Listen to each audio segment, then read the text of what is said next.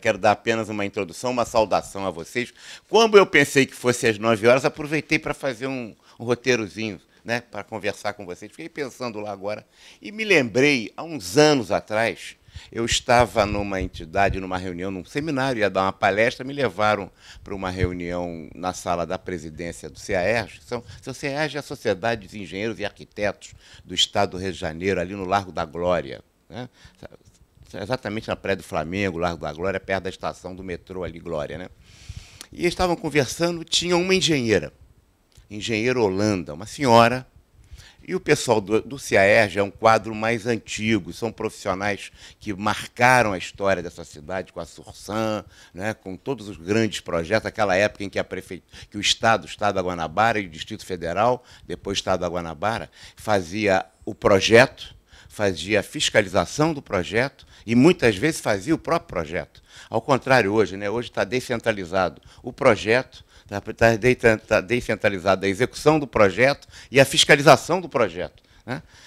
E a gente vê essas confusões todas aí. Mas estava em Holanda, começamos a conversar sobre as linhas, né? O plano Dockstaedt, que marcou muito as linhas da cidade, e tudo colorido, né? Verde, linha amarela, linha vermelha.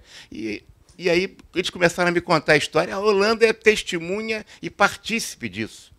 E o que foi? Eles tinham que fazer uma apresentação no DER, né, no Departamento de Estado de Rodagem do Estado daquela época, e tinha que fazer, mas não tinham data show naquela época ainda, né? E como é que iam fazer? No auditório, por um grupo grande, que o secretário viria para assistir ao plano do Dockstaedt daquelas cores. Aí alguém, como é que ia agora? O mapa, tem um mapa aqui, ninguém vai enxergar isso. Alguém logo lembrou, temos que pintar isso aí, vamos pintar. Escalaram quem para pintar? A Yolanda, né? Engenheira. A Yolanda, você. Veja, aí começa a retratar, né, uma questão básica que existia ontem, estamos falando aí, né, 1960, 1961, até antes. Né? 60, 61, que foi o plano do Dockstaedt, exatamente. E aí ela pintou aquilo, pegou uma caixinha de lápis de cor e pintou vermelha, verde, amarela, ninguém sabe, a doutora Yolanda pintou aquilo e ficou marcado isso como depois como a estrutura da cidade. As vias todas, algumas já feitas, outras ainda não concluídas, mas o plano está aí e colorido pela Yolanda. É comum isso antes e é muito presente isso ainda hoje, né? Por que a Yolanda teria a melhor indicação para pintar ali né, as linhas, mas foi logo escalada para fazer o trabalho? Eu fico vendo isso e que antes, estou pegando aqui o caso da Yolanda, nós tínhamos muito poucas profissionais na área de engenharia, na área de tecnologia, na área de ciências. E hoje nós temos muitas? Certamente não. O número de mulheres participantes, né, das áreas de tecnologia, o mundo está fazendo até. Quando a gente fala em nerd, raramente se mostra uma mulher como nerd. É sempre a visão masculina de uma atividade que continua ainda masculina. É preciso, né, que a ação das mulheres, que o conjunto da sociedade compreenda isso, porque precisamos de políticas inclusivas nas áreas tecnológicas, nas áreas de ciências. Não é a mesma coisa, felizmente, para o campo da administração. Vamos ter uma pesquisa aqui, certamente, que a professora Rosângela vai nos encher um pouco mais, né, de otimismo, acredito, de um pouco uma perspectiva mais positiva dos avanços efetivos que certamente estão acontecendo no campo do direito. A gente vai numa turma de faculdade de direito, vai num tribunal de justiça, o número de desembargadoras, de juízas é muito grande. Na área de administração também, mas mesmo na área de administração, quando a gente olha a estrutura de poder das organizações, né, nos cargos de direção, no cargo de chefia, a gente enche muito a bola que a presidente é mulher. Isso é um caso, tá certo?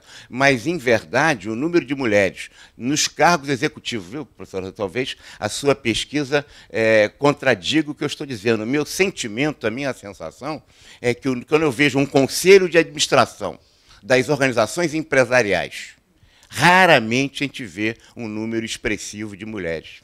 Precisamos de políticas inclusivas. Por que os conselhos de administração não têm que ter, né, um número X de mulheres? Que atuam na organização, muitas já dirigem empresa, mas, às vezes, o conselho de administração só tem homem. Então, políticas da companhia, políticas empresariais, políticas de empresa, e mesmo os cargos de gerência. Quando a gente olha os salários, temos aqui um especialista em salário, o Pedro, que foi coordenador muitos anos também do Grupisa, né, que é o grupo de pesquisa e salários do Estado do Rio de Janeiro, que troca informações nas grandes organizações brasileiras. Sei que o Abílio foi um dos fundadores do Grupisa, né, Abílio? Mas a gente vê até hoje nas pesquisas do Grupisa que os salários das mulheres são normalmente abaixo dos salários dos homens. Não estamos falando novidade para vocês, mas é preciso que a gente marque isso, né? E aí, finalmente, para realmente a gente se beneficiar da palestra da professora Rosângela, a gente vai ter uma pesquisa sobre cargos profissionais executivos. Mas a gente não pode esquecer também da menina da linha de montagem, no supermercado, no posto de trabalho, né, da mulher que está no exercício de uma atividade profissional mais modesta, não executiva, e que sofre todo tipo de assédio e constrangimentos. Todos os dias, a todas as horas, na sociedade brasileira. Né? Quando a gente vê, né, o número de... A gente vai na Índia, não é só no Brasil isso é no mundo inteiro, né, o número de mulheres que são estupradas, enfim, que temos aqui no Brasil também, quer dizer, são problemas muito fortes, muito presentes, que a gente não pode deixar de atuar, de pensar, de refletir nesse momento aqui, na Comissão da Mulher e aqui no Conselho.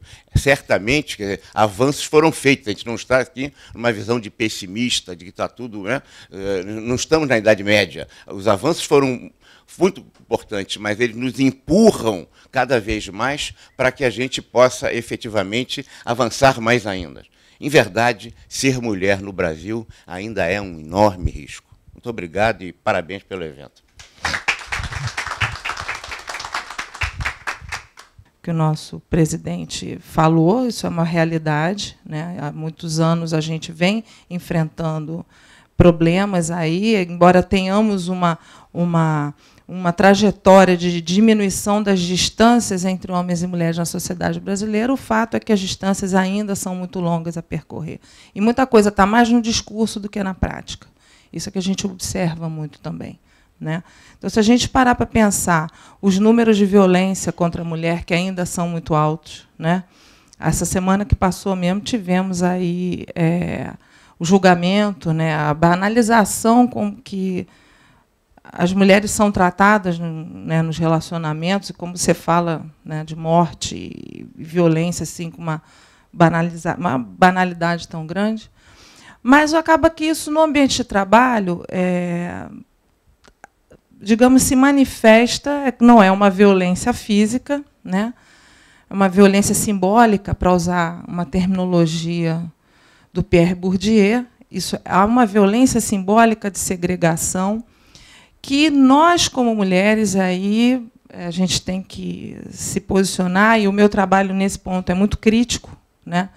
É um trabalho muito crítico, porque nós, como mulheres, reproduzimos também. E aí eu me incluo nisso. Tá? Apesar de toda a consciência, apesar de atuar, apesar do viés até feminista, né? de atuação proativa com relação a isso, mas a gente reproduz. E essa é uma das características da violência simbólica. Né? A pessoa que sofre essa violência, essa segregação, às vezes em brincadeira, é muito comum a brincadeira. Né? E a gente acaba reproduzindo a brincadeira. É a mensagem que a gente passa da mulher loura, que é, né, burra. São coisas do dia a dia que a gente acaba fazendo, e que são sempre coisas para desqualificar, para diminuir. E isso a gente não percebe que está fazendo, muitas vezes. A gente acha engraçado, que legal, mas reproduz. Né? Então, quando eu entrei para estudar as trajetórias das executivas, na verdade, eu já vou apresentar os slides, isso foi resultado... Eu vou sentar aqui um bocadinho.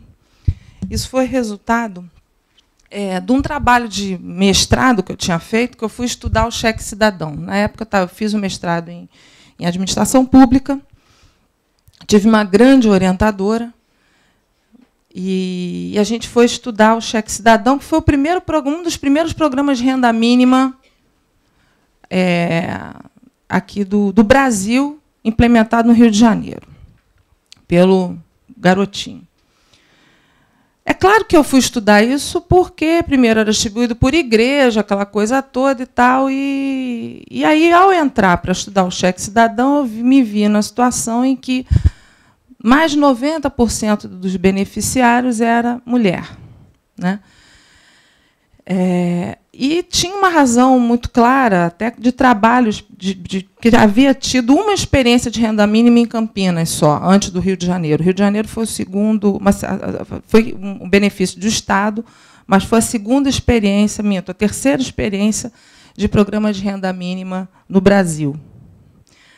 E a experiência de Campinas, né, eles haviam feito um estudo lá na Unicamp, dizendo que, de fato, as mulheres, está até publicada no Instituto Polis, e etc., as mulheres elas têm essa característica de, quando elas recebem o benefício, elas, de fato, investem em coisas que redundem em melhorias de filhos e famílias.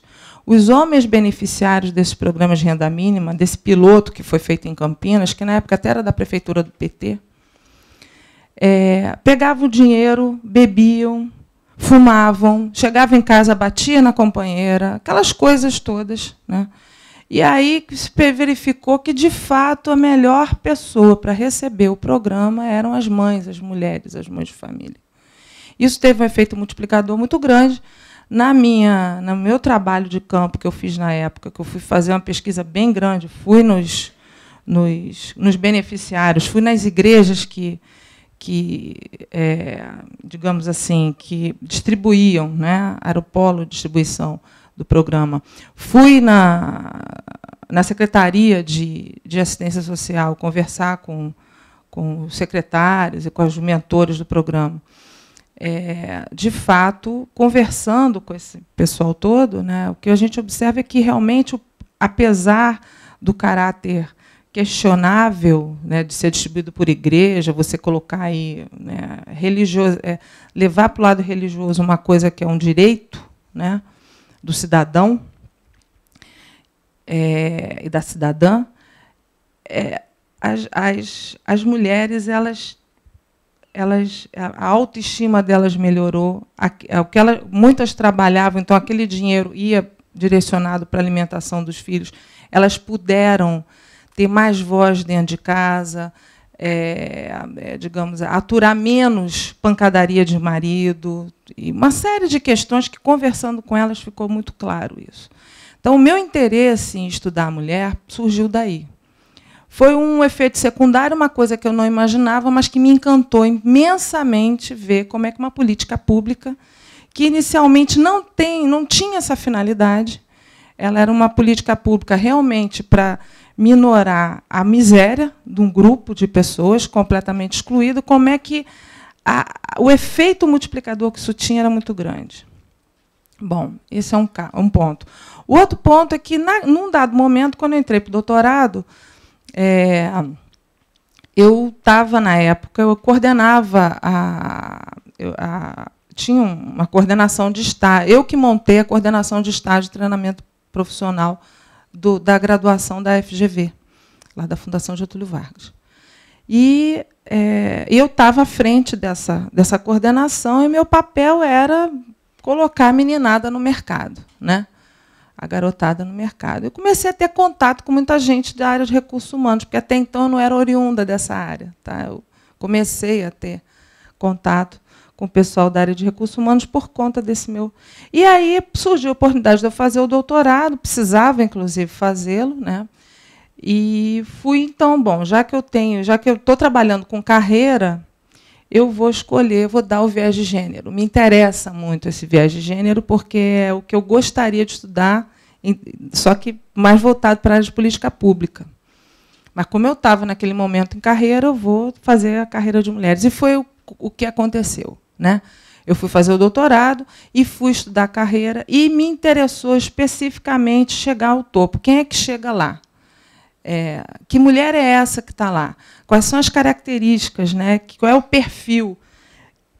E como ela chegou? O que foi importante para ela chegar? Quais foram as dificuldades, as barreiras, os percalços, né? E que estratégias que elas usaram para chegar lá. Então, esse é o objetivo, né, da pesquisa, que foi justamente compreender essas características das trajetórias, né? Isso tudo foi o que me moveu, a minha curiosidade maior. Eu parti de uma tese, claro, né? Uma tese, doutorado tem que ter uma tese, né? Então, a minha tese era o seguinte, olha, a partir das coisas que eu tinha lido, né? Dizer o seguinte: chegar ao board da organização, você chegar numa função executiva, não é tarefa fácil para ninguém, nem para homens, nem para mulheres. É um funil.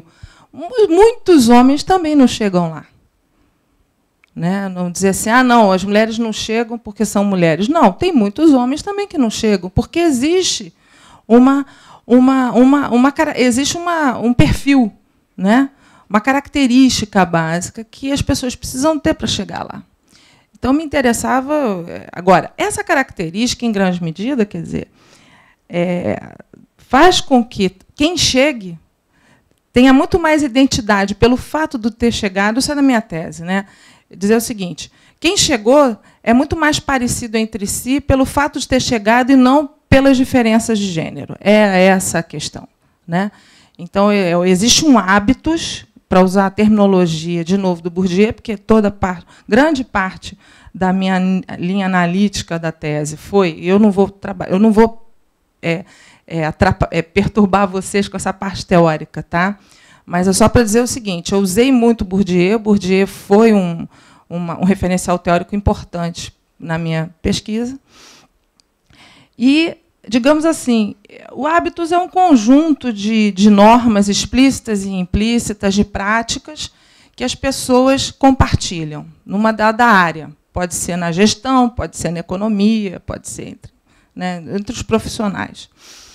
Então, na verdade, esses profissionais eles compartilham hábitos e não faz muita diferença ser homem ou mulher, que as práticas são mais ou menos as mesmas. Eu parti dessa tese e aí fui fazer a pesquisa para ver se, de fato, se confirmava ou não. Porque podia ser que, de fato, né, não importa se a tese lá você não confirma. Eu até preferia que não tivesse se confirmado, né, mas se confirmou. Eu já vou antecipando para vocês que isso foi confirmado. Né? Então, quer dizer, só para mostrar para vocês rapidamente alguns números, né? Esse aí é o crescimento relativo da participação da mulher na população economicamente ativa do Brasil. Então, a gente observa, as barras azuis são homens, né? Percentual de homens na PEA, da população econômica, e as barras vermelhas é o percentual de mulheres. Então, a gente observa que, da década de 70 para cá, houve uma mudança muito grande no perfil, né? E coincidiu também, quer dizer, não é só um caso brasileiro, é claro que na Europa isso foi um pouco antes, mas coincidiu com os movimentos feministas, coincidiu com a terceira onda do feminismo, digamos assim, diminuir essas desigualdades, né? Ou seja, as mulheres estão no mercado e fazem parte da população economicamente ativa. Os últimos dados, eu trabalho sempre com os últimos dados disponíveis, tá? E eu não atualizei porque eu terminei o trabalho, a atualização em agosto do ano passado. De agosto do ano passado para agora, nenhuma nova estatística foi liberada. Então, de fato, isso que vocês estão vendo é o que tem de mais atual em termos de disponibilidade de dados, tá? Isso aí diz respeito à taxa de atividade, né? Comparativo entre homens e mulheres nos anos 95, 2005 e 2009. Então, se a gente observar, por exemplo, a taxa de atividade de homens e mulheres, eu vou trabalhar aqui com as duas últimas linhas da tabela, porque ali eu coloco sempre a escolaridade, né, para fazer um comparativo, e os anos. Vou trabalhar com as duas últimas porque é o que diz respeito mais à executiva mesmo e à nossa realidade aqui, né, de convivência. Então, quer dizer, 11 anos ou mais, a pessoa que já está com curso superior e complementa, né, com especializações, pós, essas coisas todas, então a gente observa que em 95, né, 88,6% dos homens estavam em atividade, enquanto 69% das mulheres estavam nessa faixa. Em 2005, essas distâncias diminuíram. E 2009, que é o último ano que eu tenho esses dados disponibilizados, a distância diminuiu mais ainda. Quer dizer, se vocês perceberem bem, a taxa masculina permaneceu a mesma e das mulheres teve um ligeiro aumento. Então, uma das razões das mulheres estarem, de fato, melhorando a sua inserção é a escolaridade. A mulher hoje ela estuda mais do que os homens. A média de anos de estudo das mulheres é superior e ela tem um desempenho também muito melhor do que os homens ao estudar. Então, isso é a razão principal, é a principal razão das mulheres estarem se colocando melhor no mercado. Porque não tem como dizer que ela é incompetente. Porque os resultados apresentados ao longo do período, ela é mais dedicada, ela é mais estudiosa, ela mergulha mais fundo. E isso é observado desde lá do ensino fundamental até o final se dá mais atenção. E mesmo se a gente tirar isso de foco, só pensar o papel da mulher na formação, na escolarização do filho, aquela mãe que tem mais atenção com isso, mesmo que ela não tenha tido curso superior, mesmo que ela não trabalhe, ela vai produzir, os filhos dela vão ter uma maior tendência de terem maior escolarização e melhor inserção no mercado de trabalho. Tá? Então, essa é a razão principal, né? Então, isso a gente observa que é uma coisa importante. Esse aí já é uma. Eu estou mostrando um pouco da realidade brasileira, tá? A evolução da realidade brasileira, do mercado de trabalho em geral. Já eu chego na mulher executiva. A gente pega, por exemplo, as diferenças de rendimento médio do trabalhador, médio. Aí eu não estou falando de funções de nível superior. Em média, né, a gente observa que não se alterou. Houve muito pouca alteração, se a gente parar para pensar em termos de diferença salarial. Continua a mesma coisa. Apesar de Secretaria Especial de Política para as Mulheres, apesar do discurso que as diferenças salariais elas têm que diminuir, apesar da gente estar sempre repetindo as mesmas coisas na prática, a gente observa que pouca coisa mudou, né? Esse aí já é o rendimento médio por agrupamento de atividade. Tá? Aí a gente já é melhor, porque dá para perceber onde estão as maiores distâncias. A cor rosa é a mulher em 2003 e o vermelho é a mulher em 2011. O azul claro são os homens em 2003 e depois os homens em 2011. Né? A exceção da área de construção, que eu achei muito interessante, né?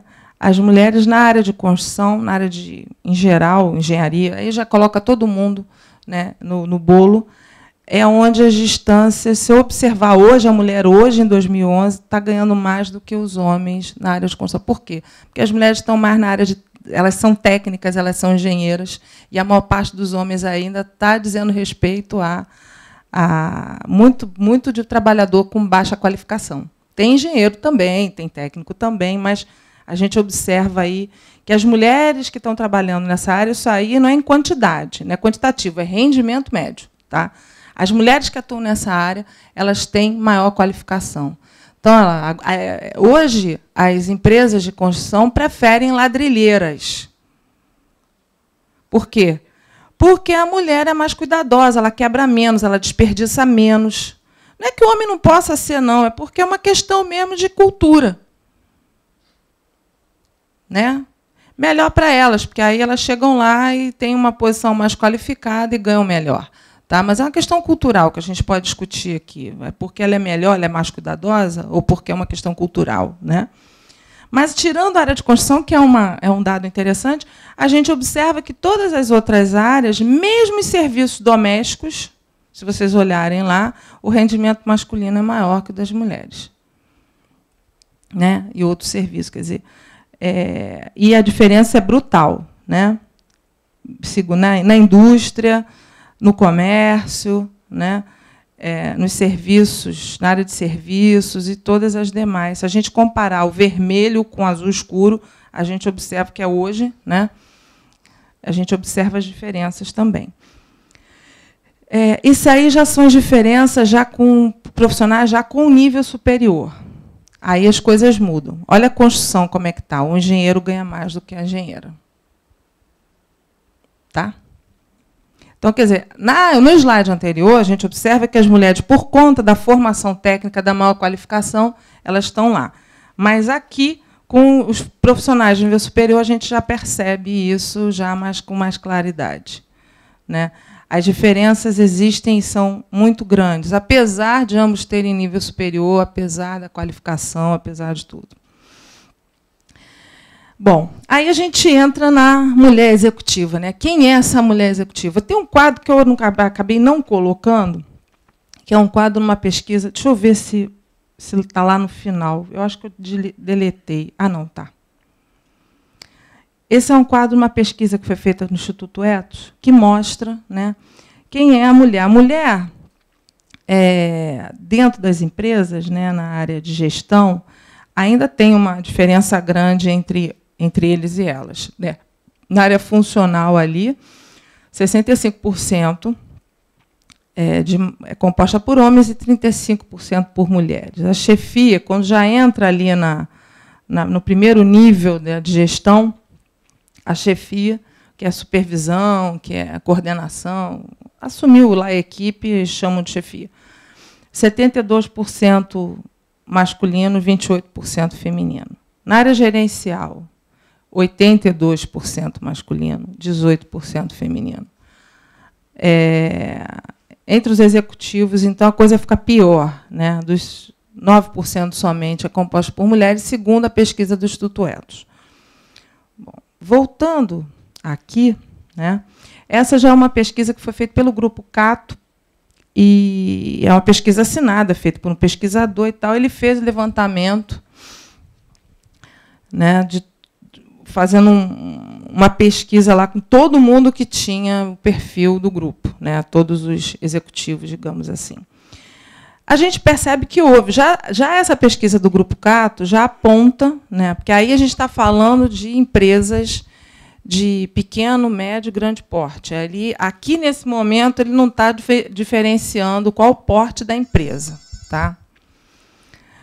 Se a gente observar no nível da top, né, que é o nível que nos interessa mais, né, houve uma evolução, sim, da presidência de empresas, por exemplo, de 2001, que eram praticamente 14% participando, né, de mulheres participantes, e que vai para 21,4%. Né, vice-presidente de 12,5% para 17,4%. Quer dizer, se a gente parar para pensar aí num período aí de 10 anos, melhorou. Né, melhorou.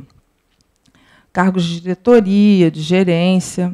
Mas eu quero chamar a atenção porque existe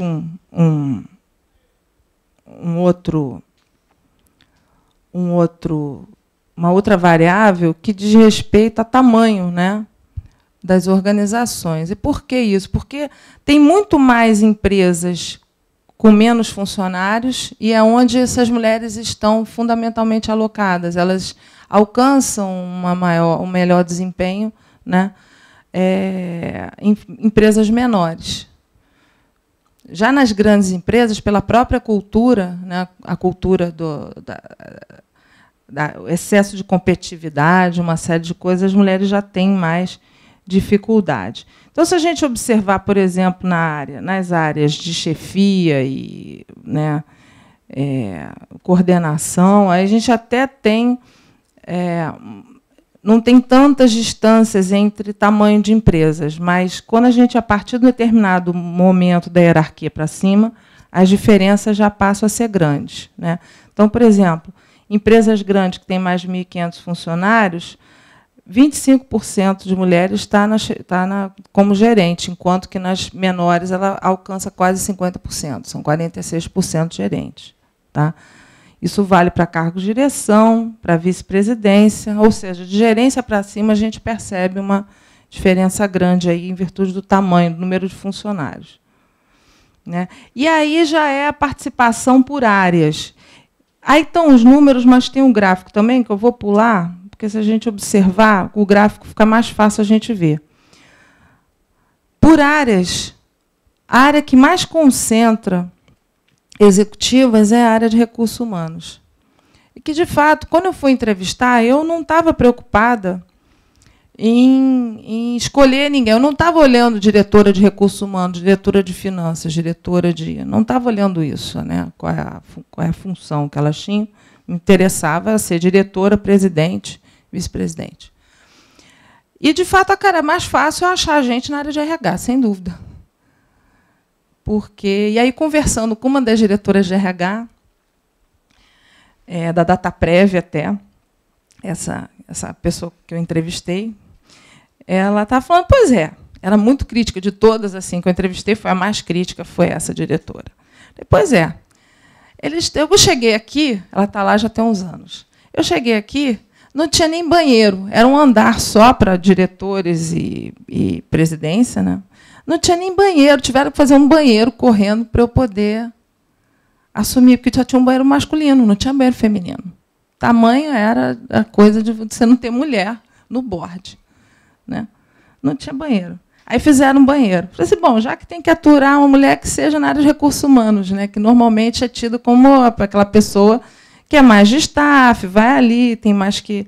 E é a área também que se ressente primeiro quando vê algum corte de orçamento. Né? Então, a gente já sabe que, digamos assim, que dentro das empresas, infelizmente, é uma área, digamos que, se a gente parar, por exemplo, para pensar na área de finanças, né, um diretor financeiro, etc., que normalmente são as pessoas que têm mais poder dentro das companhias, o número de mulheres nessa área é absolutamente ínfimo. Né? Então, aí mostra bem. A área tecnológica é que tem menos mulheres, né? Então, e a participação relativa não mudou, ela continua baixa de 2000. O último dado que você tem da pesquisa 2009, ou seja, de 2006 para lá, nada mudou. Se vocês observarem bem, não houve diferença. Né? A participação relativa das mulheres aumentou em praticamente todas as... Aumentou um pouco em praticamente todas as áreas, menos na área de tecnologia. Tá? Bom, e esse aí, então, é a distribuição por níveis hierárquicos. Na verdade, eu quis dar um overview de como é que está a situação em geral, né? Para poder entrar, então, na pesquisa propriamente dita, dizer o que eu fui olhar. Né? Eu fui entrevistar mulheres executivas. Entrevistei, a ideia era, nesse primeiro momento, fazer uma pesquisa em profundidade, realmente entrevistas em profundidade, conhecer as histórias. Para mim, cada mulher era como se fosse um estudo de caso. Eu fui estudar a história de vida dessas pessoas. Assim, né? Então, quem está aqui, que eu entrevistei, sabe, teve entrevista que durou mais de 2 horas. Né? Então, dependendo da pessoa, né, a ideia era... Eu montei um roteiro que não durasse, assim, que durasse, em média, por volta de 1 hora. Avisava isso aos entrevistados, mas, de maneira geral... Teve entrevistas que demoraram menos tempo do que isso, mas, de maneira geral, acabou que foi além, porque elas contavam muita coisa. Então, eu olhei algumas categorias ali para poder falar, que foi a trajetória profissional, me interessava muito, e eu vou focalizar mais nisso aqui, hoje, tá? Que foram as características, como é que elas começaram a carreira, né? Como é que foi o início, como é que foi essa trajetória em si, como é que elas chegaram a postos de executivos, né? Fatores, o que foi importante para esse crescimento profissional, as barreiras enfrentadas, as estratégias que elas tiveram. Claro que eu fui olhar também outras coisas, dinâmica de trabalho, dinâmica da vida pessoal, porque acaba que, no meio do bolo da conversa, a gente tinha como separar essas categorias. Eu não perguntava isso diretamente, mas, na hora lá de separar as entrevistas, era isso que eu ia olhar. Né? A dinâmica de trabalho, como é que era, o que era positivo e negativo, aquilo que era discriminatório, né? Não só aquilo que elas contavam, mas o que aparecia como discriminatório na fala. Porque o que acontece, isso é uma coisa importante, nós reproduzimos, muitas vezes, aspectos extremamente machistas da sociedade, sem perceber que a gente está fazendo isso, né? Então, quando eu ia analisar as entrevistas, eu estava também procurando tirar isso, né? Extrair essa variável. E a dinâmica da vida pessoal, porque, claro, o executivo a gente sabe que trabalha 200 horas por dia, então como é que ele lida justamente essa maior dificuldade, né, conciliação de vida pessoal, vida profissional, né? E quais os planos para o futuro? Isso foi o que eu fui olhar. A caracterização dos participantes, só para vocês terem uma ideia, com relação ao perfil, né, das pessoas entrevistadas. A maior parte era de diretoras atuantes no mercado, embora eu tenha entrevistado algumas ex-diretoras ou ex-presidentes, assim, né? Porque também o fato de ter sido e não ser mais não significa que elas não tiveram a trajetória de ascensão. Bom, a idade, né? É que está pequenininho ali, não dá para enxergar muito. O verde ali, que é a fatia maior, né? Ou seja, a maior parte dessas executivas está entre 46 e 52 anos. Tá nessa faixa de idade. Que é a idade, normalmente, que os homens também estão em cargos executivos. Não tem muita diferença aí de idade entre mulheres e homens. Tá? Embora tivesse pessoas um pouco mais jovens já assumindo funções executivas, com até 40 anos, mas, de maneira geral, o pessoal nessa faixa. Bom, sem filhos, apenas 28% das entrevistadas. Esse mito de que a mulher, para chegar à executiva, ela tem que ser masculina e não consegue conciliar as coisas, é mito. É, de fato, mito. As empresas não têm ideia do desperdício de talento que fazem. As empresas não fazem ideia do desperdício de talento, de tratar diferentemente mulheres e homens pela possibilidade delas terem filhos. As mulheres têm uma garra do caramba. Elas desistem com muito menos facilidade, elas correm atrás, elas conseguem lidar melhor com a conciliação, elas são realmente mais multitarefas. Isso aí não é conversa fiada, não. Então, quer dizer, mais de 70% dessas executivas têm filhos e lidaram com a situação de diversas formas.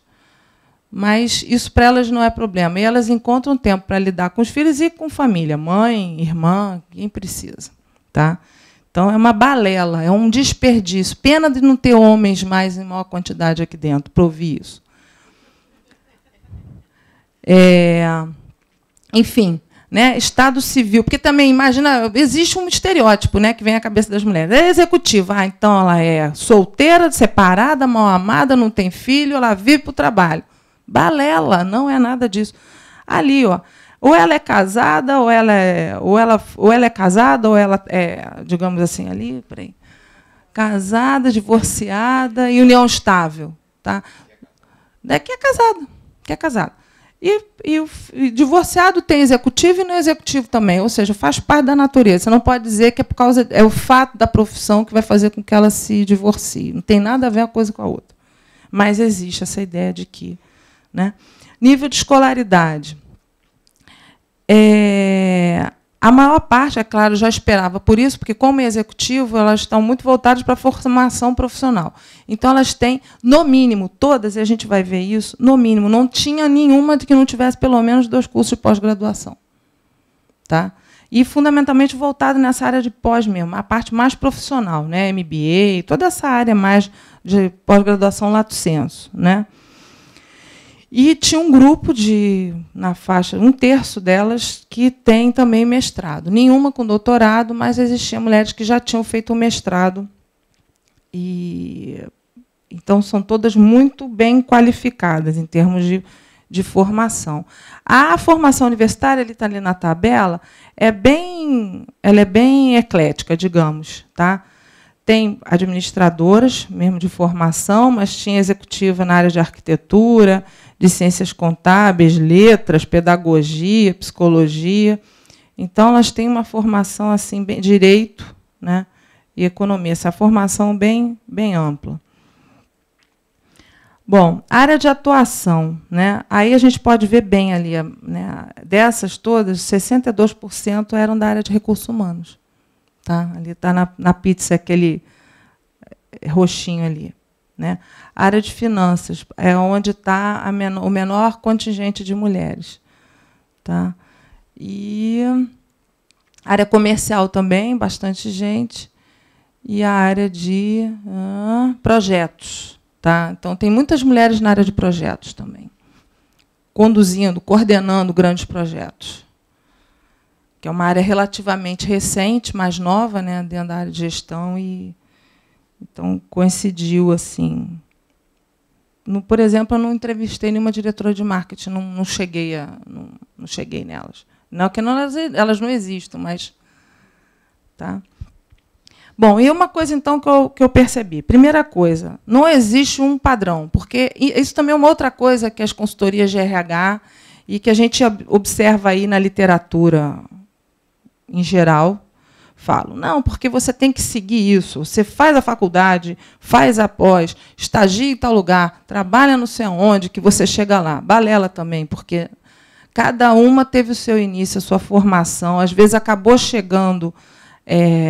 desenvolvendo carreira por razões assim pessoais realmente, às vezes por conta da influência paterna, porque isso várias mencionaram isso, que o pai foi uma figura muito importante para o crescimento profissional. Outras, assim, não tinha um padrão. Se parar para olhar assim, elas todas têm um padrão? Chegaram lá de maneira padronizada? Não. Então foram vários inícios assim até bem inusitados. Na verdade, existe um modelo de carreira, só para fazer um parênteses, já estou acabando, que diz que é esse modelo modelo caleidoscópico de carreira, que diz o seguinte, que as mulheres, a carreira feminina é como se fosse um caleidoscópio. São as americanas lá que falaram sobre isso. E que, em determinados momentos, elas priorizam mais um aspecto da vida delas. Né? Existiria um equilíbrio entre família, autodesenvolvimento e profissão, e que, dependendo da idade, as prioridades mudavam. Né? Da etapa da vida delas, as prioridades mudavam e a coloração ali, a tonalidade da carreira mudava. O que eu observei não foi bem isso, pelo menos no discurso delas. Né? Na verdade, a carreira está muito mais atrelada a um modelo sem fronteiras, ou seja, aquele que as pessoas desenvolvem em várias organizações diferentes. A ascensão vertical, né, na hierarquia, não se deu para nenhuma delas, não, tirando, que aqui tem uma pessoa, até que está aqui sentada, né, Yara, que desenvolveu num único lugar. Tá? Mas, tirando porque era da área pública, né, digamos assim, uma empresa pública, que é muito mais meritocrática que a empresa privada, apesar também, no topo, haver um machismo maior. Mas a área pública é mais meritocrática que a área privada por uma razão muito simples. Você tem concurso. Entra quem está melhor preparado. E lá dentro tem uma série de incentivos para você fazer curso, para você melhorar, e as mulheres tendem a fazer isso com mais frequência do que os homens. As mulheres são mais interessadas e acabam crescendo mais na área pública por conta disso. E aí eu estou falando de empresa pública, no serviço público em geral, também empresas públicas de economia, né, de economia mista. Se for olhar dentro da Petrobras, é assim, em vários outros lugares é assim. Então, o que se observa é que quando as mulheres, que eu chamei, isso aí sim que é uma coisa diferente, que não está na literatura. Isso aí é a contribuição da tese. As mulheres fazem trajetórias diagonais, com exceção, né, de uma das entrevistadas, todas elas esbarravam no que a gente chama de teto de vidro, que são aquelas barreiras baseadas em estereótipos, em vários momentos que as empresas dificultam mais a ascensão profissional para a mulher, aquilo que o presidente estava falando aqui. Né? Tinha que colorir o mapa, chamou quem? Chamou a mulher para colorir. Que era uma engenheira, como qualquer outro que estava lá. Mas por que ela que tinha que colorir? Né? E isso continua. Isso continua, não mudou. Né? Então, o que se observa? Aí elas esbarravam no teto, dali não cresciam, ficavam insatisfeitas, começavam a procurar outra coisa. Procurava outra coisa, já procurando além do que aquilo que elas tinham. Arrumavam, eram selecionadas, pimba, trocavam de empresa para um cargo maior. E iam se desenvolvendo até um limite. Se esbarrava de novo no teto de vidro, insatisfação, pimba, trocava de empresa para outra coisa. E foi assim que elas chegaram em cargos de direção, de maneira geral. Não foi de outra maneira. Não foi por incentivo dentro de empresa. Foi por um movimento individual e próprio delas. Tá? Então, as empresas, de fato, ainda precisam rever suas práticas na hora de desenvolvimento de talentos ali. De fato, precisam rever. Né? Então, o que elas disseram? Né? Que é muito importante como um fator de sucesso. Visibilidade na carreira mesmo. Né? Você fazer, trazer resultado. Trabalhar em cima de resultado. É botar o ovo e cacarejar. Não adianta lá trazer o resultado e ficar quieta. Tem que fazer. Isso os homens sabem fazer melhor do que a gente. Eles ficam doentes lá, né? Tem uma febrezinha de nada, ficam morrendo em cima da cama. A gente está cheio de troço e está trabalhando do mesmo jeito. Né? A gente aprende assim. A gente é criado, isso também é uma outra coisa. Por que as mulheres não estão na área de tecnologia ou não estão na área de engenharia, estão menos nessas áreas? Porque, se a gente parar para pensar, como é que a gente é criado? Menino brinca de bloco de construir, brinca de carrinho, brinca de jogos competitivos, a menina vai lá reproduzir tarefa doméstica, brincar de casinha, de bonequinha, de não sei o quê. Isso, você está reproduzindo o locus, você está reproduzindo hábitos, e isso, se, enquanto isso não for questionado dentro da própria família, dentro da própria prática escolar, porque as escolas também reproduzem essa questão machista, quer dizer, bota as meninas para brincar de bloco, qual é o problema? Acaba que você desenvolve o raciocínio lógico mais nos homens do que nas mulheres, não porque elas sejam incapazes, por uma questão de desenvolvimento na primeira e segunda infância. Né? Então, essa é uma questão. Então, assim, todas elas disseram, por exemplo, muitas disseram que você tem que desenvolver trabalhos que deem visibilidade. Aquele trabalho que não dá visibilidade, é melhor você correr dele. Né? Capital humano, sem dúvida, porque todas tinham uma formação excelente, domínio de idiomas, uma série de coisas. Assim, elas são indubitavelmente muito bem preparadas. Né? Tem traços de personalidade muito característicos, que é garra, persistência, uma forte resistência à frustração também, porque nem tudo que a gente faz dá certo. E aí a gente não pode desistir, né? Tem que persistir. Então, isso é importante. Equilíbrio emocional e por aí vai. Né? Demonstraram também influência positiva de mentores, aí, por exemplo, chefias, gerências, direções, família, né? Que isso também está na literatura também. E a importância das redes de relacionamento. Né? Então, a gente sabe que rede é tudo, as coisas aparecem para quem está antenado e conhece as pessoas certas nos lugares certos. Né? Agora, existem fatores que emergiram, quer dizer, mulheres que disseram que chegaram à função executiva pelo fato de colocarem no seu dia de trabalho a característica feminina de fato. Né? Maior cuidado, ou maior atenção, a visão mais cooperativa do trabalho do que a competitiva. Isso gerou mais resultados, porque você, quando tem trabalho de equipe, é mais fácil você conduzir uma equipe para resultados trabalhando dessa forma. Então, e também é uma outra balela, porque já existe pesquisa dizendo que essa coisa de chefia feminina e masculina, muita gente já prefere trabalhar com mulheres coordenando o trabalho de equipe. Então, não é à toa que a área de projetos está cheia de mulher coordenando. Tá? Isso aí é... E, é claro, tem que ter uma cultura organizacional que oportunize. Então, as organizações muito machistas, que já de cara barram mulheres porque elas podem ter filhos ou porque, né, isso já impede o crescimento. Como barreiras, também os determinantes pessoais, claro, né, os traços de personalidade eles estão para o bem e para o mal. Os sociais, que são os estereótipos, de você ter poucas referências femininas no board das empresas. Então, hoje, ter uma presidente da República, né, do sexo feminino, do gênero feminino, é muito importante. E ela desenvolve atividades, ela procura incentivar e ela fala isso abertamente. Eu não sei se vocês tiveram a oportunidade de ver o pronunciamento dela no Dia Internacional da Mulher, né? Então, isso é uma referência. Que, se a gente tivesse mais referências, nos Estados Unidos as distâncias são menores que no Brasil e na Europa. Por quê? Porque lá eles têm mais referências femininas para se basear. As menores diferenças de gênero na área de trabalho estão nos Estados Unidos e nas corporações americanas. As corporações europeias são muito machistas. As anglo-saxãs, de maneira geral, se parar para ver as corporações americanas, elas estão top de linha na frente, as inglesas menos, mas as francesas, as italianas, as europeias em geral, elas são muito machistas.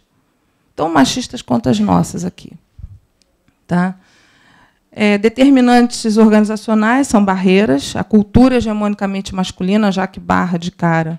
Né? Até a questão da sociabilidade. Existe uma sociabilidade que é feita depois da hora de trabalho que já corta a mulher de cara, que é o futebol, uma série de outros eventos, né? Que a gente sabe, eu vou falar uma coisa que não é novidade. Na área executiva, quando você vem trazer um executivo de fora, você vai levar para onde? Você vai levar para o lugar que depois ele tem a mulher, vai levar para uma terma, vai levar para não sei aonde. Ele vai fazer isso. Eu estou aqui falando, isso aí a gente levantou na pesquisa também. Isso aí foi dito. Né? Isso foi dito. Por várias disseram a mesma coisa. Quer dizer, de cara, você já coloca ali a relação do cara com a mulher como se fosse objeto. Essa mulher que está no board vai numa terra, mas como? Fazer o quê lá? Né? Então, não é só o futebol, não. É a própria lógica da companhia de colocar a mulher como objeto. Né? E isso, né, foi dito assim, abertamente, por várias. E determinantes familiares também como uma barreira, porque você é vista. Isso foi dito mais por quem não tinha filho do que por quem tinha filho. Mulher que não tinha filho disse: eu não tive filho por uma opção, porque eu não queria. Mas que é a minoria e que foi dito por quem não tinha, não por quem tinha. Quem tinha não botou filho como barreira de ascensão. Tá? Então, as estratégias de enfrentamento que elas adotaram, quer dizer, ora era de enfrentamento, meio que de brigar mesmo, dar soco na mesa e se posicionar, hora de você, digamos assim, performar, porque aí eu vou usar um termo de uma feminista, da Judith Butler, que eu acho assim genial. Ela diz o seguinte: as pessoas, gênero é performance. E tanto é que ela é adorada pelo pessoal transgênero e comunidade gays, lésbicas e mais não sei o quê. Né? Porque gênero não é o sexo que você nasce, mas sim a sua identidade, como você performa diante da vida. Né? Então, em vários momentos, as mulheres performam mesmo, elas vão atuar ali masculinamente. E dentro das empresas também é muito comum, como você vê, ela acaba se vestindo mais masculinamente, porque se ela for mais feminina para uma reunião de vestidinho parará pão duro, mesmo que seja uma coisa elegante, ela não é levada a sério. Cabelo é mais curto, não é só para facilitar a vida de ir lá pipipim e sair cedo de casa, não. Mas é porque faz parte da performance, né? É um grande teatro, digamos assim. A gente sabe que o mundo corporativo a gente pode usar essa metáfora e ela vai atuar ali de acordo, ela vai performar de acordo com isso. Então, quer dizer, existe a estratégia, a hora de enfrentamento, mas ela é muito mais performática do que enfrentante. Aí o que acontece? Ela acaba reproduzindo. Isso é uma outra coisa que... Essa aqui eu vou pular, que depois eu menciono. ela acaba reproduzindo, né, no ambiente de trabalho, o que ela poderia fazer, né, de mudar políticas e mudar as práticas, são poucas as que têm preocupação com isso. De perceber que aquilo ali está para além de um problema pessoal. Você não pode reduzir quem é bem-sucedido só para uma característica de personalidade. Essa individualização, quer dizer, não perceber que existe um componente coletivo, cultural, institucional aí, né, porque também fez parte lá do meu referencial teórico, é ruim, porque elas acabam reproduzindo, sim. E elas chegam lá e poderiam mudar muitas práticas e não mudam, porque não é conveniente ou porque elas nem se tocam que estão reproduzindo. Algumas por uma questão de conveniência até, não sei nem se percebem isso.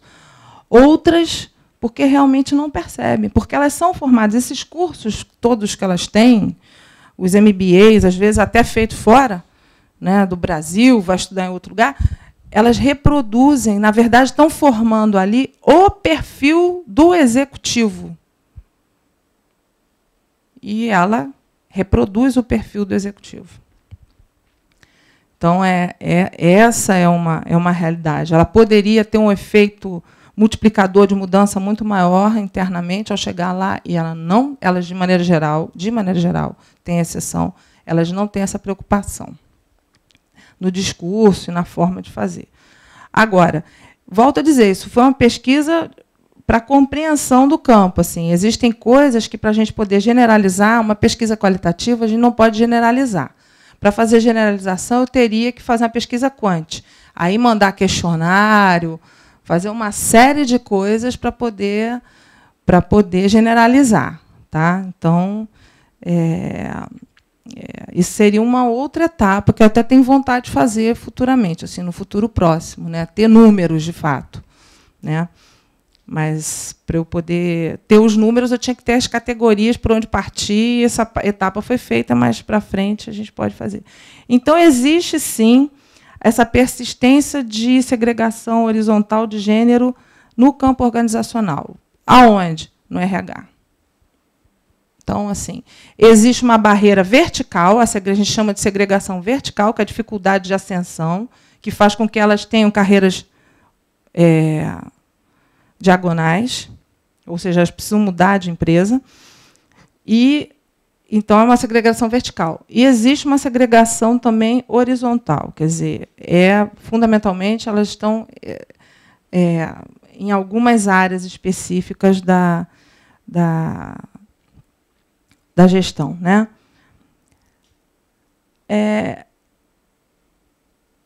Então, é claro que existem algumas barreiras que vão atingir mais. Quer dizer, então, quem chega lá? Quem é esse executivo que chegou lá?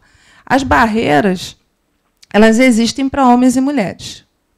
Agora, existem mais barreiras para as mulheres do que para os homens, que é esse estereótipo, que é a cultura organizacional. Então, elas enfrentam mais dificuldades, sim, para a ascensão. Né? E os determinantes familiares, eles entram fortemente, porque as pessoas imaginam que, de fato, ele existe. O conflito de papéis é uma realidade com o qual a gente precisa, nós, mulheres, precisamos lidar e aprender a lidar melhor. Né? Então, essa é uma característica.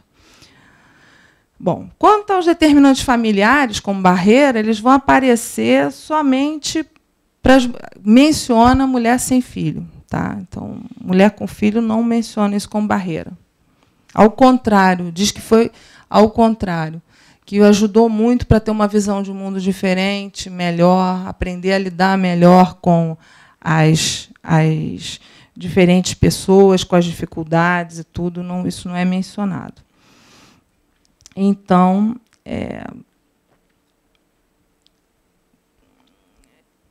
acho que, basicamente, eu não fico me prendendo muito ao slide, não, para contar a história. Basicamente, grosso modo, o resumo é isso. É claro que tem muito mais informação, né, do que eu peguei aquilo que eu achava que resumia um pouco o trabalho, e aí eu estou aberta aí às perguntas de vocês aí, para a gente debater um bocadinho. Obrigada.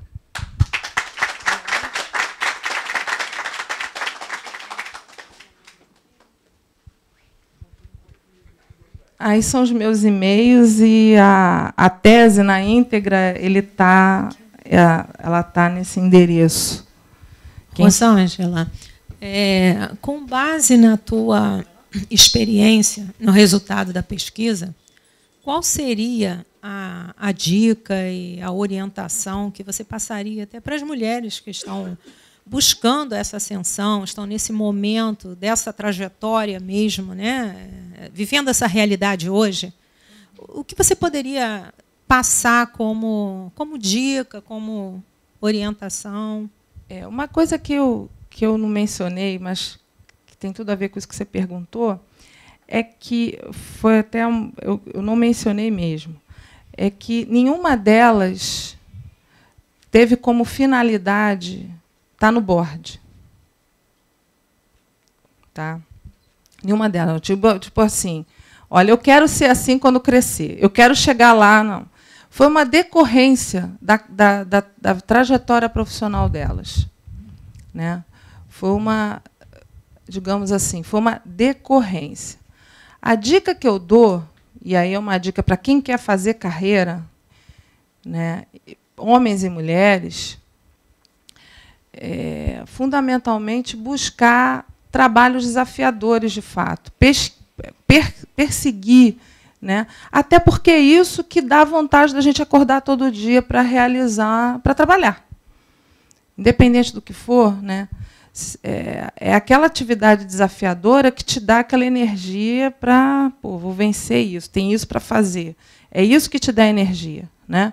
Então, o trabalho desafiador e, melhor que isso, que te dê visibilidade, é uma coisa importante. Uma coisa que eu acho que as mulheres fazem pouco, e aí é uma questão, uma característica, eu não sei se é masculina ou feminina, tem pessoas que fazem isso pouco, e aí eu não vou segregar por gênero, é que tem gente que faz muito estardalhaço, ou seja, faz muito marqueteiro demais por pouca coisa, e gente que faz coisas interessantíssimas e que não divulga, faz pouco estardalhaço. No campo organizacional, a gente está falando de um teatrão, né? As pessoas que normalmente se dão melhor profissionalmente, é claro que são aquelas que têm conteúdo. Hoje não dá para você chegar lá e viver de teatro. Se você não tiver conteúdo, você não chega. Né? Mas só o conteúdo não basta. Quer dizer, é importante que, além do conteúdo, que se dê busca de trabalhos desafiadores, busca de resultados, entregas, buscar resultado. E, fundamentalmente, divulgação disso. Porque é aquilo que eu falei no início. Se você bota o ovo no cacareja, se a galinha põe o ovo no cacareja, ninguém vai lá pegar o ovo, entendeu? Então fica aquela coisa lá. É um termo assim, mais popular, mas é verdade. Então, acho, muitas das vezes, que o fato da mulher, para ela, né? Ontem mesmo eu estava conversando lá em casa, foi uma coisa engraçada até. Eu trabalho, quer dizer, além de fazer a pesquisa, eu sou professora, mas eu sou consultora também. Eu trabalho lá na Fundação, sou consultora em vários projetos. Então, a gente está trabalhando num projeto de desenvolvimento integrado lá e tal. E eu estava lá, precisava fazer para ontem uma introdução assim, falando sobre o papel do município no desenvolvimento, fazer levantamento dos dados lá de uma determinada localidade. E para botar na proposta, porque o negócio tinha que estar pronto assim. Então, eu estava em casa, quer dizer, eu tinha ido numa reunião na segunda-feira, ontem eu estava em casa, até, Elizabeth, peço perdão de não ter ligado para você logo, porque eu estava enroladíssima justamente com esse projeto. E estava em casa e falei, pode deixar que eu vou trabalhar nesse troço aí, na proposta, para poder fechar a proposta, botar o bloco na rua. Né? Aí fiz lá o texto, comecei a escrever, eu peguei coisas que eu já tinha escrito sobre a temática há um tempão atrás, que me facilitou, porque é uma área que eu conheço, até por isso que eu estou dando consultoria na área. E aí, montei lá o texto, a coisa foi. Aí, quando chegou de noite, estava conversando, falei assim, caramba, aí me mandaram um e-mail, falando, parabéns, não sei o quê, porque o texto ficou bom, parará. Tipo, eu não tinha me dado conta da qualidade do produto que eu tinha entregado. Eu não me dei conta. Tipo assim, mandei. Aquilo para mim não... Quer dizer, depois eu encontro com as pessoas vêm falar, tipo, pô, legal, você tem que dar visibilidade naquilo que você está produzindo, né?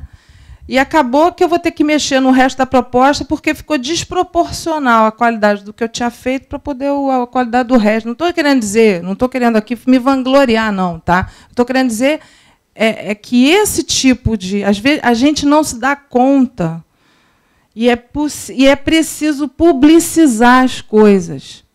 Ia passar desapercebido se ninguém tivesse me falado nada. Se eu estou contando essa história, não é para parecer, não. É para dizer que o meu hábito é não cacarejar. Eu produzo pouco, eu publico pouco em relação ao que eu podia fazer, porque eu acho sempre que não está bom. Né? Às vezes a gente tem esse comportamento, achar que não está bom bastante. E às vezes está bom para caramba, mas você acha que não está. Você tem que publicizar, é isso. Tem que publicizar. Carreira hoje é isso. Então, se você não publiciza, se você precisou publicizar, porque era uma proposta que tem uma equipe grande, tem um monte de gente envolvida, muito recurso envolvido, então precisou. Assim. Senão, seria um outro trabalho que eu teria escrito que tinha ficado lá com pouca divulgação. Isso vale para qualquer coisa. Isso vale para qualquer atividade. Né? Eu me sinto mais à vontade de falar uma característica minha, assim, ruim, né? Que é o que que as pessoas não devem fazer dentro das empresas. Então, normalmente, as mulheres que são executivas, chegaram lá, elas têm essa qualidade, elas sabem divulgar o que elas estão fazendo. E os homens também, que não divulgam, também não chegam. Também essa capacidade, isso também é uma característica, essa divulgação. Então, é para homens e mulheres. E mulheres, assim, elas têm que ter mais força de vontade do que os homens, sem dúvida. Se preparar melhor do que eles e vão ter que dar soco na mesa de vez em quando e com muita classe, porque senão ela é desqualificada por isso. Os homens fazem isso, discutem numa reunião e fica por isso mesmo. Se a mulher faz isso, até pelo tom de voz que a gente tem, é histérica. Exatamente. Os homens não têm problema, mas as mulheres são histéricas. Então, isso é o quê? Diferença de estereótipo. Né? Que a gente tem que ter muito cuidado, muita classe, como é que você vai lidar com isso. Bom, eu queria fazer... Eu aqui, Rosângela. Seguinte, gostei muito do conteúdo, aí foi ótimo, deu uma visão muito boa do que a gente vê nas empresas, assim, realmente foi o retrato. Agora, eu queria comentar uma coisa, assim, se você viu isso. Né? Na trajetória de trabalho, eu vi muitas vezes, assim, você vai consultar um diretor e tal, vai conversar. Você tem que ir vamos falar no ambiente público, né? Você vai na secretaria de marketing, não sei o que lá. Aí você é sempre direcionado. Não, olha, ele não pode te atender, mas você pode falar com a assessora fulano de tal. Então, você, muitas vezes, é dirigida ao assessor, né? Isso acontece. E eu queria comentar, assim, não é só isso, porque, mesmo tendo poucas mulheres no ambiente gerencial, tem muitas mulheres no nível de assessoramento. Então, eu queria saber se você identificou isso na sua pesquisa. Não era foco da pesquisa, né? Então, assim, quando eu ia, já ia logo falar com a diretora, cheguei a falar com o presidente de empresa, assim, mas a minha realidade profissional, aí eu não posso falar pela pesquisa em si, né? Mas eu posso falar pela minha realidade profissional também. A gente vê isso de fato. Então, você chega, por exemplo, como consultora, e eu já fiz vários trabalhos em lugares importantes. Então, por exemplo, essa consultoria que a Fundação Getúlio Vargas fez para o Senado, lembra o escândalo do Senado, daquele monte de diretorias e tal? Aquela consultoria que a FGV fez foi dividida em 2 etapas. A segunda etapa, eu fui a consultora, uma das consultoras, e eu fui a relatora, digamos, o relatório final mesmo, quem montou todo mandou para o Senado, quer dizer, a gente montou para a Fundação e depois a Fundação enviou para o Senado, foi eu que fiz. Então, era engraçado, quando eu ia nas reuniões lá com os senadores, né,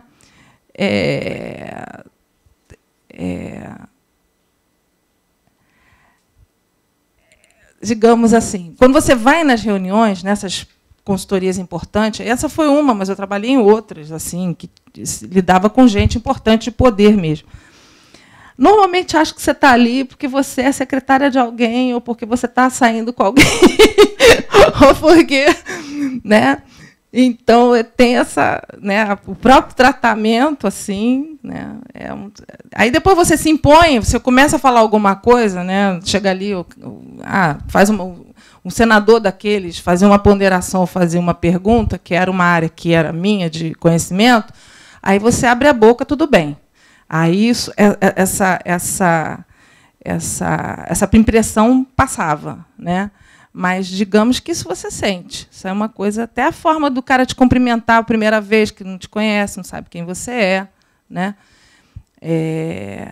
Isso você sente. Então, assim, eu não posso dizer que eu não fiz pesquisa sobre isso, então eu não posso generalizar, eu não posso fazer uma afirmação generalizante, né? Mas a minha realidade de trabalho envolve muito essa questão, né? De você, infelizmente, tem muitas mulheres na assessoria, sim, muita mulher fazendo coisa boa que depois é apropriada pela...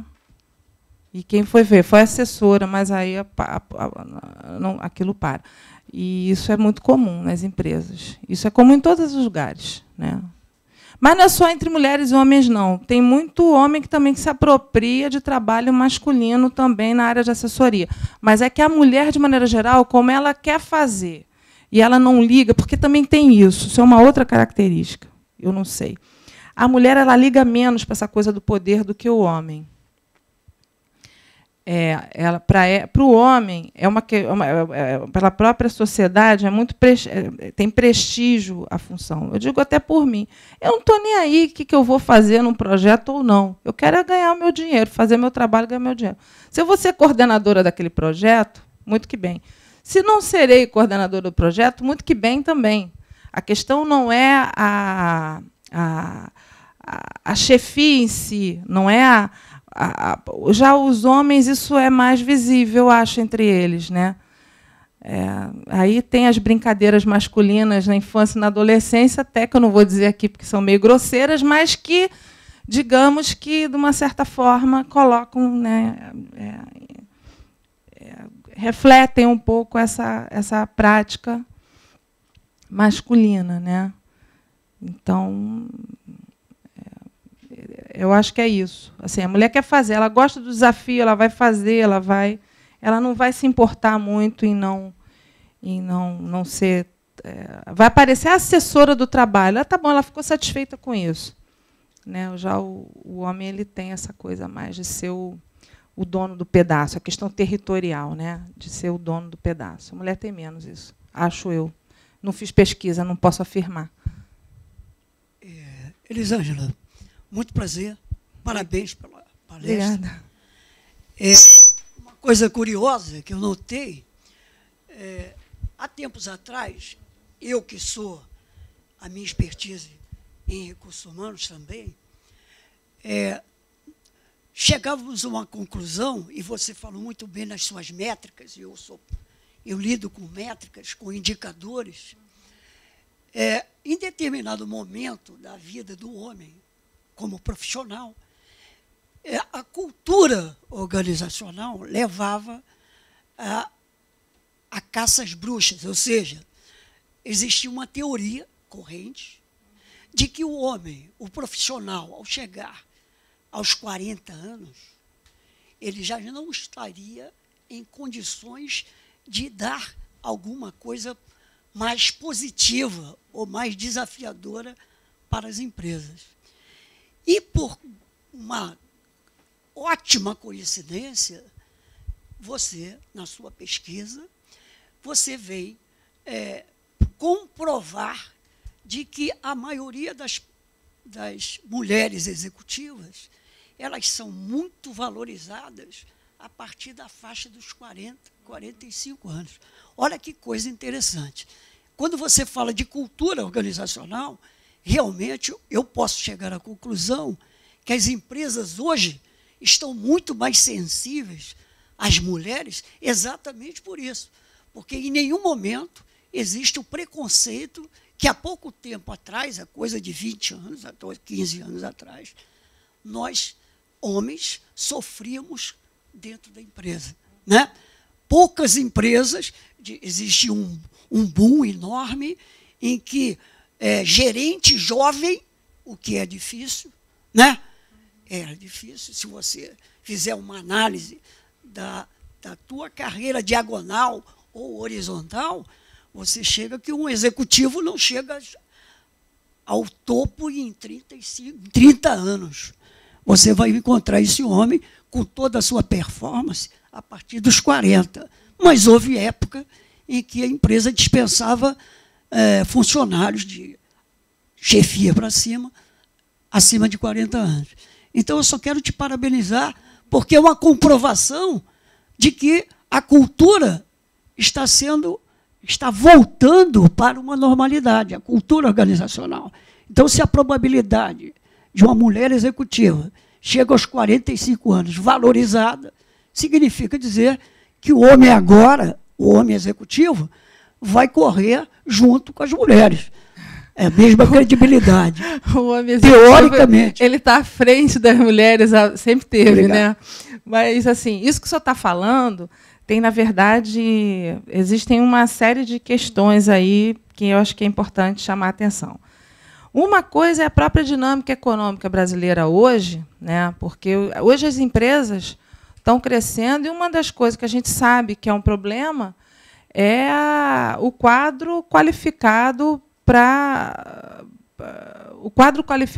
de, enfim, em todos os âmbitos da organização, né? A qualificação hoje, quer dizer, a qualificação, a mão de obra hoje é um ponto de estrangulamento para o crescimento brasileiro. Então, a gente está falando aí de uma... E aí, com isso, a questão da idade... Porque numa economia estagnada, que está demitindo, como foi, infelizmente, o nosso caso durante muito tempo, né? Você tem que ter critérios de demissão. Você não vai demitir assim, né? Aí começam os critérios, né? Critério é critério. Pode ser a coisa mais maluca. Eu não vou demitir ali aquele grupo que é careca está demitido. É um critério. É questionável, mas é um critério.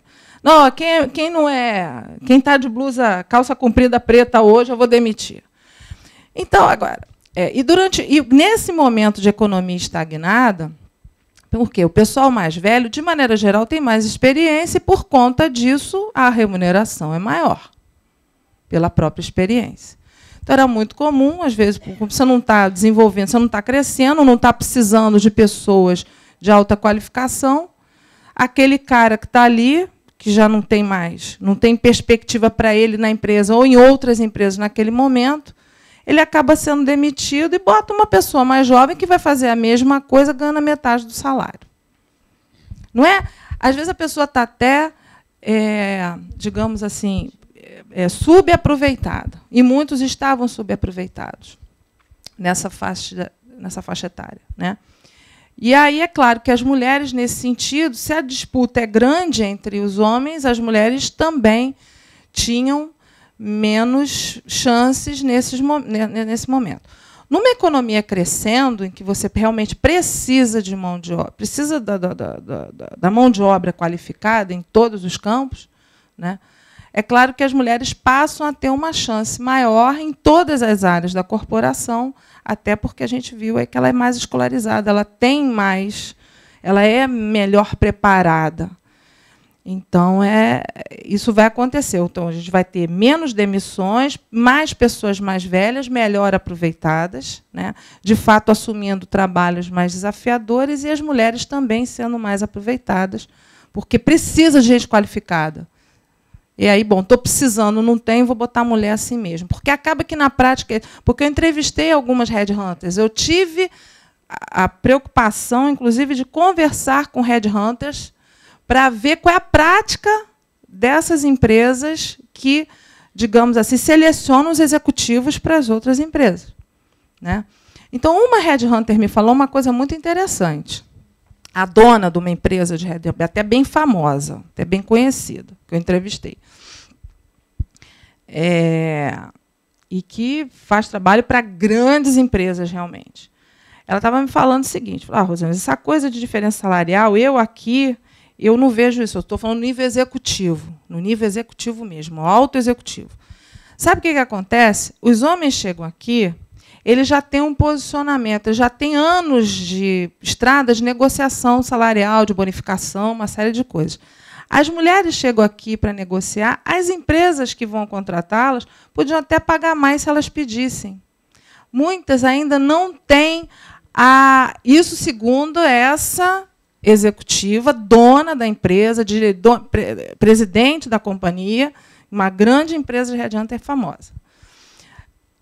Aí eu até fiquei curiosíssima, assim, fui entrevistar uma outra headhunter, porque surgiu no discurso dela, eu não perguntei, porque assim, existem coisas que eu prefiro não perguntar e ver o que vai sair dali, né?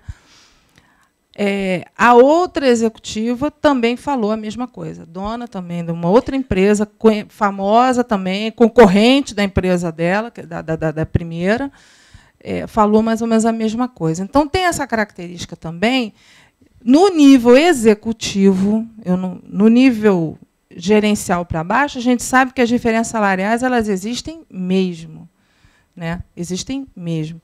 Mas, no nível executivo, as mulheres elas têm ainda muito que aprender em termos de negociação de remuneração. E aí, entrando... O salário do executivo é baixíssimo perto de todas as outras coisas que cercam, né?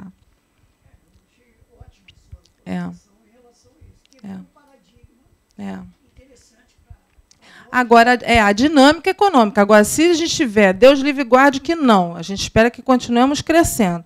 Mas se a gente tiver um momento de recessão aí, de precisar entrar numa onda de downsize, etc., eu não tenho dúvida que a gente volta para a situação inicial, de mulheres menos valorizadas. Um fato interessante, complementando até essa questão, a comissão, ao longo do ano passado, teve um trabalho, uma pesquisa voltado para profissional de mercado, e num dos programas que realizamos, até com uma headhunter aqui no CRA, ela comentou um fato muito interessante em que as empresas, ela busca no mercado executivas na faixa de 55 a 65 anos, pela capacidade, pelo know-how e a experiência, justamente pela dificuldade de encontrar profissional mais jovem.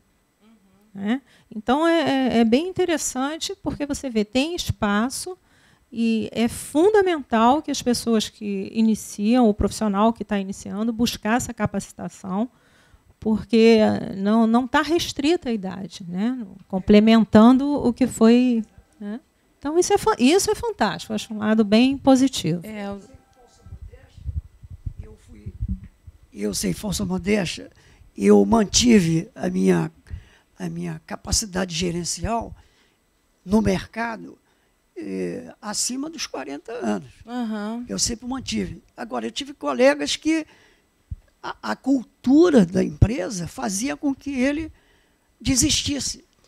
Né? Uhum. Aquela tropa de elite pede para sair.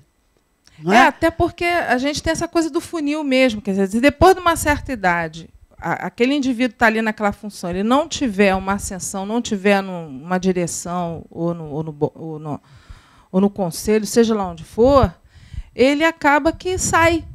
Porque aí a concorrência dos mais jovens, que vem até com um preparo melhor do ponto de vista da preparação. Às vezes a experiência não é tanta, mas o preparo instrumental que essa galera mais jovem traz é muito forte. Quer dizer, e aí não tem como. Então, de fato, a trajetória, as trajetórias corporativas são excludentes. Elas são afuniladoras, elas são excludentes.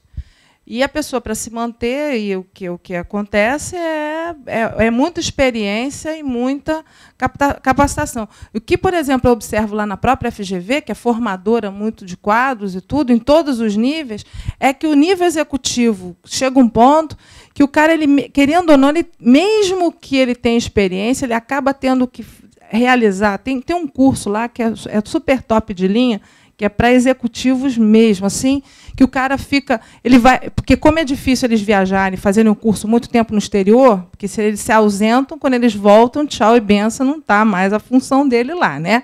É uma área que o pessoal tem medo de tirar férias, tem medo de uma série de coisas. Então, como é que o curso funciona?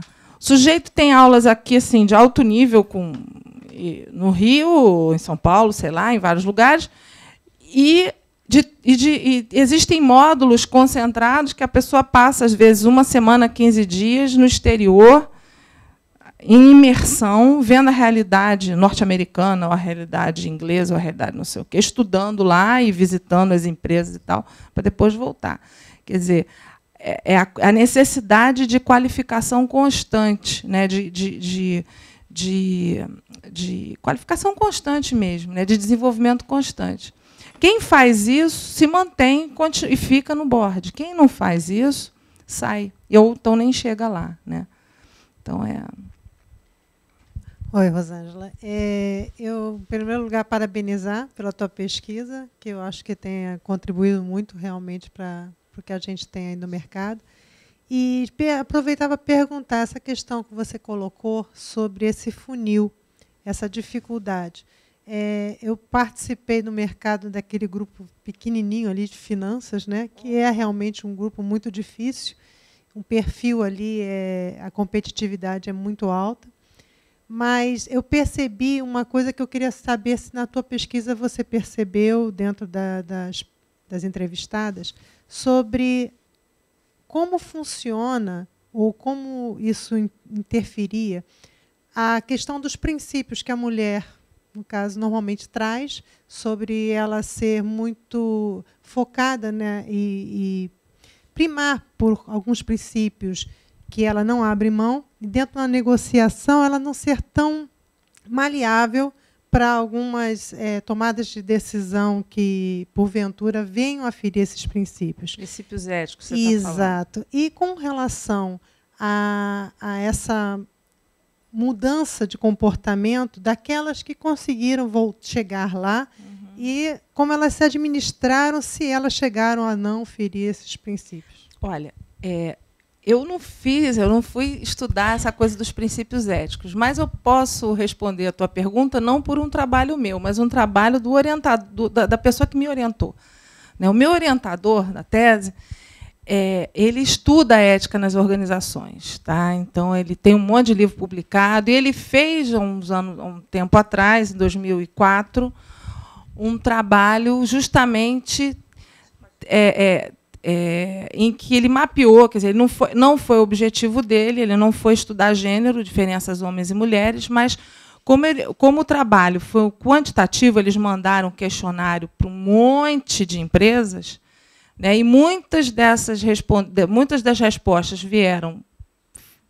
foram dadas por mulheres, não era a maioria, obviamente, porque também foi de novo para o nível executivo, né? Ele aproveitou e fez a análise de gênero. Tá? Não era o objetivo dele, ele estava analisando outras coisas, mas ele deu o corte de gênero também.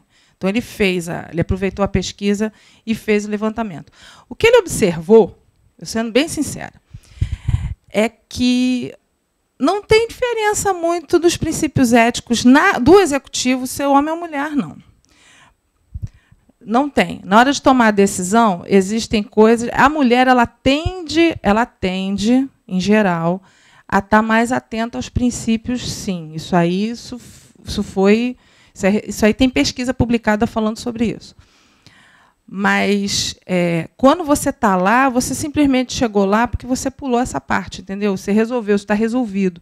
Se tiver, porque nos negócios, porque também tem isso, né? Nos negócios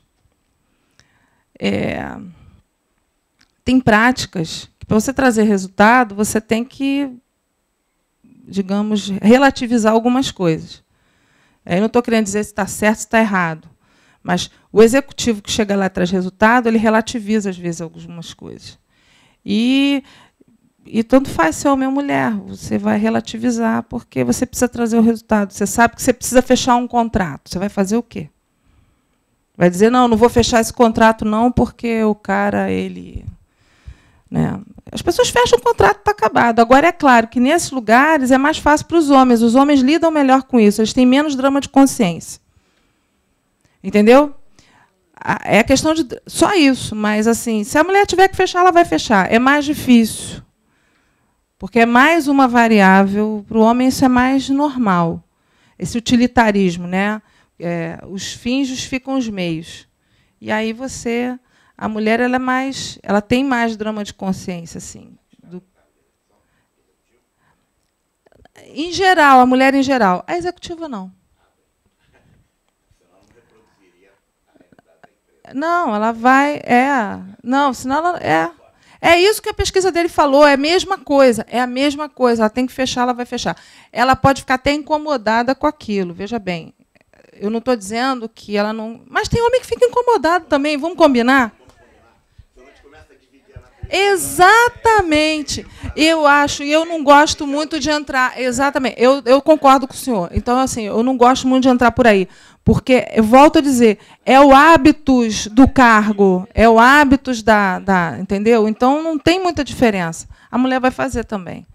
Então, não dá para dizer, porque é boazinha, ele é mauzinho. Não, os dois. E mais, ela reproduz muito, ela vai reproduzir. O que eu acho ruim, e assim... o que eu acho muito ruim é o fato da mulher acabar reproduzindo. Ela não está atenta a ter políticas, por exemplo. Ela é diretora de RH, ou ela é diretora da área de pessoas da companhia. Ela não está muito preocupada em desenvolver políticas inclusivas que melhorem, entendeu? Ali da mulher. Ela não vai reproduzir, ela vai reproduzir as mesmas práticas. Até porque, se não der certo, é o dela que está na reta. Ela vai perder a função. Então, ela acaba reproduzindo mesmo, ela reproduz a prática normal, hábitos do executivo em geral. Isso é ruim. Né? E acaba que as mulheres acabam que... isso é uma coisa para a gente pensar, né? Quando a gente chega lá, quando as mulheres que estão lá têm a possibilidade de fazer. Então, essa Secretaria Especial de Política para a Mulher tem uma importância muito grande. Você, de fato... criar regras. É importante ter um percentual X de mulheres dentro dos conselhos. Deliberativo, porque só o consultivo também não delibera nada, tem que ser deliberativo, né? Porque botar lá para consulta, para incluir nada, é a mesma coisa. Também não adianta. Né? Isso eu acho que muda, sim. Mas isso é uma política que, de fato, tem que haver uma maior proatividade para poder ser implementada. Tem muito caminho pela frente, muito. A economia indo para adiante, crescendo, e a gente isso eu acho que é uma tendência mais rápida. Se a coisa começa a ficar estagnada, a gente anda para trás nesse aspecto.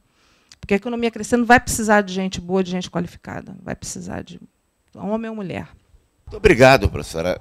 Acho que nos brindou com uma manhã aqui muito rica, né? Os debates, as reflexões pertinentes. Acho que estão aqui um pequeno grupo, como você disse, mas muitos outros vão assistir também. Né?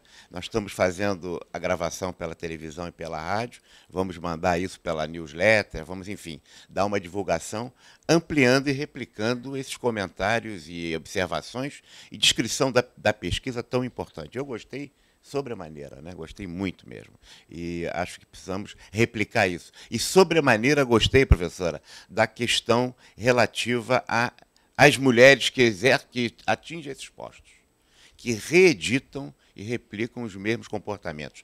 E também a gente tem que refletir que as organizações não avançam, elas não só evoluem, elas também retrocedem. As organizações, a sociedade, o processo social não se faz sempre para frente, ele também se faz para trás. Ele tem retrocessos grandes. Eu estudei na EBAP, sou formado da turma de 70, né? A turma do Armando, né? Sou da turma do Armando, professor Armando Cunha. Né? E, naquela época, antes, nós tínhamos uma professora que era diretora da escola, da EBAP, que era a professora Beatriz Vardes. Né? De lá para cá, nós estamos falando aí em 43 anos, nunca mais houve uma mulher dirigente da EBAP. Apesar da EBAP, né, e ter muitas professoras de qualidade, como a professora Rosângela, né, da Fundação e tudo. Mas não tivemos mais. Né? Isso aqui é a mesma coisa. Estou falando do caso da Beatriz, para a gente falar aqui também do nosso conselho. Nós tivemos uma presidente aqui por 10 anos. Né? E quando ela era presidente, assim como tinha muitas professoras com muito prestígio na EBAP, à época de Beatriz, aqui também tinha muitas conselheiras, quase que meio a meio, homens e mulheres. Hoje, né, nós temos um plenário e todos nós, inconscientemente, refletimos, né, e repetimos esses comportamentos de uma cultura masculina, machista. Né? Nós temos só a Sônia como conselheira titular, mais uma ou duas conselheiras, mais uma conselheira suplente, que é a Andréia. Né? Então, você veja, num segmento que tinha 50% de representação feminina no nosso próprio conselho, né, nós hoje só temos uma representante, que é a Sônia, coordenando aqui também o grupo das mulheres, a Comissão das Mulheres, mas acho que é pela escolha das próprias mulheres, não foi uma imposição de cima para baixo. Né? E o caso, estamos falando de uma instituição de ensino de escola, como a Fundação Getúlio Vargas. Portanto, somos poucos aqui, poucas, né? Muito mais poucas do que poucos, mas com uma determinação de contribuir. Acho que as reflexões, com certeza, as reflexões da professora nos ajudam muito, né, a firmar convicções e a dar mais um passo para frente. Sabendo que, recuando, né, o que fazer? Mais um passo para frente, recua um, mas dá mais dois para frente, a gente ganha mais um. Muito parabéns, professora. Muito obrigado pela sua ajuda, pela sua colaboração aqui conosco. Aqui tem aqui o certificado. Fernando.